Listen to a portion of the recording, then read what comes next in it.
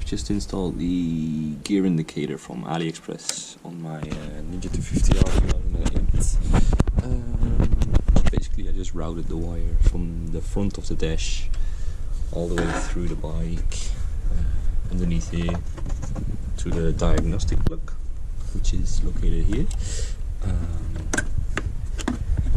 You have a red, black and white wire that you have to wire against the other wires. So basically the black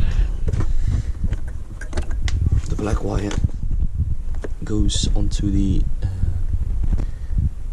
black/yellow wire, the white wire goes on the green and black one, and the red wire goes onto the black and white one. I'll put the color codes onto the video description, and I'd just like to wish you luck on installing it. It's pretty easy. You have to change the plug as well, so good luck.